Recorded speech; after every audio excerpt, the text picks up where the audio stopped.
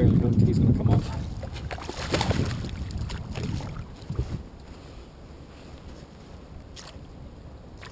Yep, he's coming off. Oh, I barely got him. Look at that sucker. Oh. Man, and the wind's blowing. I'm gonna put this one in the box and go get out of the wind and do my intro. Oh. Hey guys, this is Gene Jensen with BassResource.com. Let me show you a few of my favorite things about a lipless crankbait.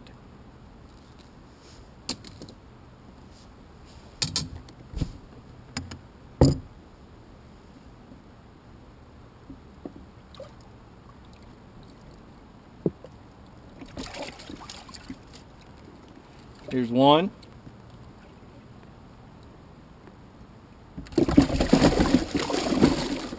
Oh yeah.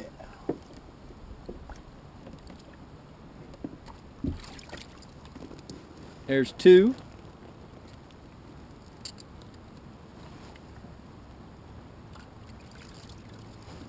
And there's three. Three of my favorite things about a lipless crankbait. Early spring, water temperature just gets over 50 degrees. And I'm throwing either a square bill or a lipless. I'm hitting points, I'm hitting turns and bends in the creek channel. I'm heading all the way back to the backs of the creeks. I'm just having a ball. Today, that's not even all the fish I've caught. Caught those three, and I got two more that are about 3 pounds in there. So it's been a great day. Lipless crankbaits can really make for a great day in the fall, through winter until it gets below 50 or somewhere in the high 40s.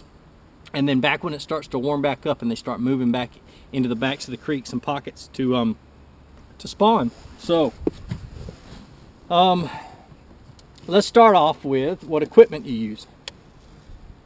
I read somewhere years ago that a really good lipless crankbait rod was a medium extra fast rod. So I tried it out and I really liked it. Some people say a medium moderate or a medium heavy moderate are great rods also for lipless, and they are, and it's all personal preference. This is a Strike King Red Eye Shad. I've caught them on a rattle trap today, on a one knocker from oh shoot, what's the name of that company? I can't remember the name of the one knocker. Anyway, so I've got it on a 7-foot medium fast action rod with a 7-to-1 gear ratio, or 7-1-to-1 gear ratio Revo. This is a SC. You don't see them anymore. I get questions every time I show these reels, but I have 4 of them because I love them. But it's a Revo SC. What are some of the ways that what's some of the places that you can fish a rattle trap? Rattle trap shines in the grass. It shines in the wind because it can be casted into the wind with quite a bit of ease, and it can be fished really well in the wind. The reason I like to have a medium fast action rod is because I do a lot of trapping in the wind. Trapping in the wind. I do a lot of trapping in the grass. And you got to be able to pop that stuff out of the, pop the bait out of the grass when it gets hung up. But anyway, let me turn the video camera back on. I'm gonna put it back in the front of the boat. Hopefully the wind doesn't mess this up. But I'm just gonna go around and I'm gonna catch some more fish. I'm gonna show you guys how I work it, why I work it, and how I attack certain spots. So let's see how that goes. All right, let's talk about some of the things I really like about a lipless crankbait. Okay, or also known as a rattle trap. Is you can cast it a mile. You can reel it fast, you can reel it slow, you can drag it, just bump it on the bottom. It comes through grass really good. It's just an all-around fish catcher. There are times of the year where I would not throw one. Heat of the summer and dead of the winter, I would not throw a rattle trap. But when the water starts to warm up or in the fall feed up, I'm gonna throw one, and I'm gonna throw one a lot. Right now it's early spring. Water temperature back here in the back of this creek is actually 58 degrees. It's 52, 51 out on the main lake. I got all the way back in this creek. It's a little muddy, starting to warm up a little bit more, and the females are stacked on these points, as you can tell by what's in the live well. But what I found out today is, you know, sometimes bass just want a lipless crankbait just kind of reeled slow. You know, right now I'm pulling it through the grass and stuff like that. I'm trying to tick the top of the grass and trying to bump some of it, so if I bump it, it causes that reaction strike. But sometimes, and a lot of times, the bass want erratic retrieve. So what I've been doing the last few days to catch some really good stringers is I've been, you know, casting out, letting it sink a couple feet, and I've been reeling like this. Just like that. And maybe 3 or 4 times, maybe 2 times, you know, and just kind of varying. And what that does, it speeds it up and then it causes it to fall. And this time of the year, the males, even the females, like that kind of action. I learned that when I was fishing a fluke. They like that. Move fast and then stop, and move fast and then stop, and they tend to hit it a little bit better. So that's kind of what I've been doing today. If I'm not ripping it through grass, if I'm just, you know, working open water or working rocky points. Now, when you're fishing a lipless crankbait through grass, I'm about to get a good gust of wind. I hope you guys can hear this. When you're fishing it through grass, every once in a while you get hung up, and you just pop your rod like this. And what I do is, if I really get it hung up, I drop it to a slack line, and I give it 2 good pops, and then I just let it flutter back down, and I fish it again. Oh, look at that, there's a fish. Not a big one, but it's a fish.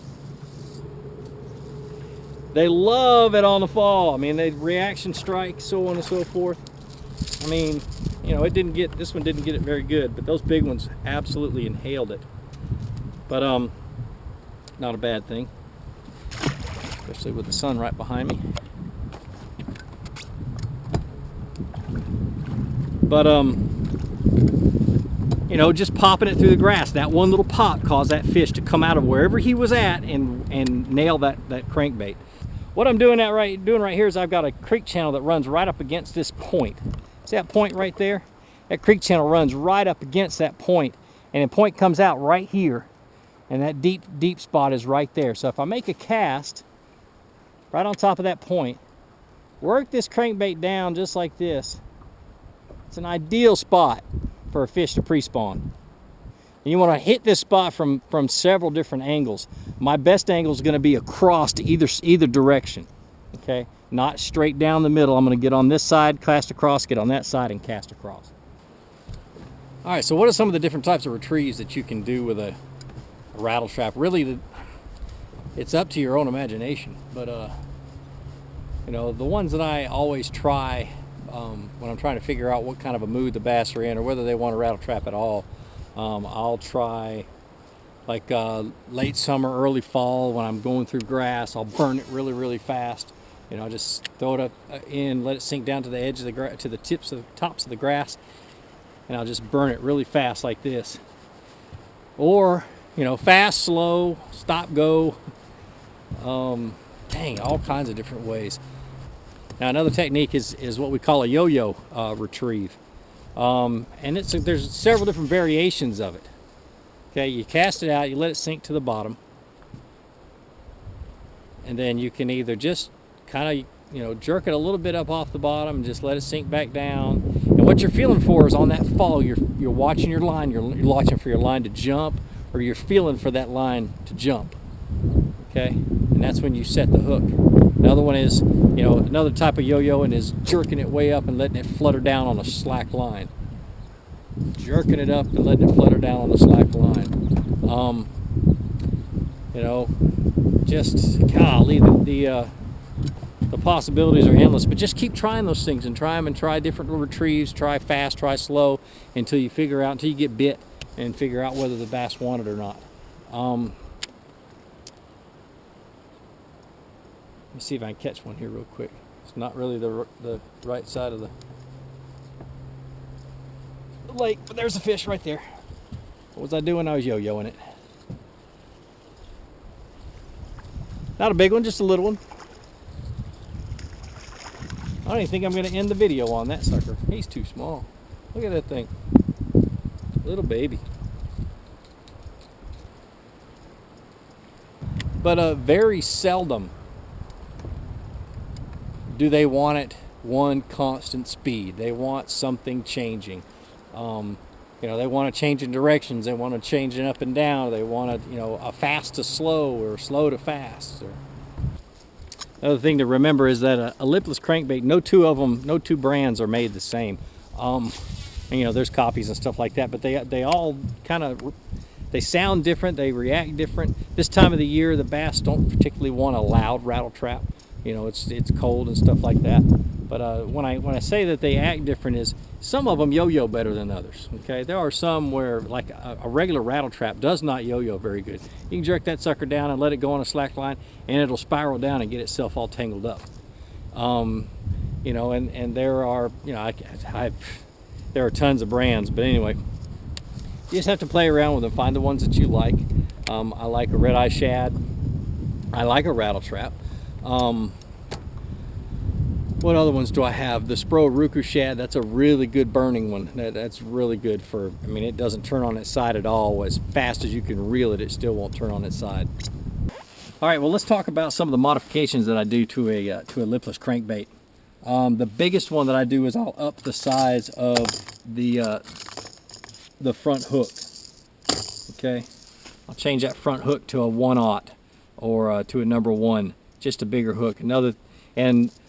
You know, another thing I may do, I do when I'm fishing timber, is I take off that back treble and I'll fish it just like that with a monster hook on the front, or I'll put a little spinner on it instead of that hook, and it's less likely to get hung in that flooded timber. A couple lakes I fish, they're just nothing but flooded timber, and I'll fish them at night with a rattle trap and not worry about it, because I very rarely get it hung up. Another thing I do sometimes when I get a new crankbait is I'll take some steel wool to it. If I can get this unhung, you know, I'll take a little bit of steel wool to it and knock some of that paint off, make it a little less glossy sometimes. You know, I do that when I'm fishing grass. I do that when I'm fishing clear water and I don't really need a whole lot of flash. I'll just take some steel wool and I'll take some of the paint off. One of my favorite rattle trap, and I've showed this in a couple other videos. One that I'll throw on when I haven't caught any fish and I just want to catch a fish. This thing has caught me a ton of fish. I've been fishing with it for 12 years, and you can see it has very little paint left on it.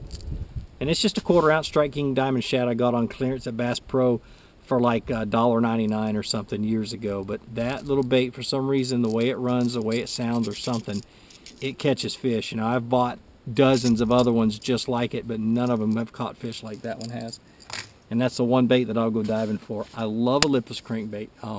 As you guys saw today, it flat out wails on the bass. I mean, the bass love them. Certain times of the year. To recap, I'm going to fish it in fall. I'm going to fish it in early spring. And I'm going to fish it, you know, throughout spring until they stop biting it, basically. It's a great bait to chase schooling hybrids and schooling stripers with. It's just an all-around good bait. It comes through cover pretty good. It comes through grass excellent. Just remember to pop it when you get it hung up. You want to tick the top of that grass. But that's a lipless crankbait, so it's not bad. But like I always say, visit bassresource.com for the answer to all your questions about bass fishing. Subscribe to my YouTube channel. Subscribe to my new one. I've got a new one. I'll put the link down in the description, and it's all about lure reviews. I'm trying to get some ideas of how I want to do them and things like that, but I've got one that's going to come out this week.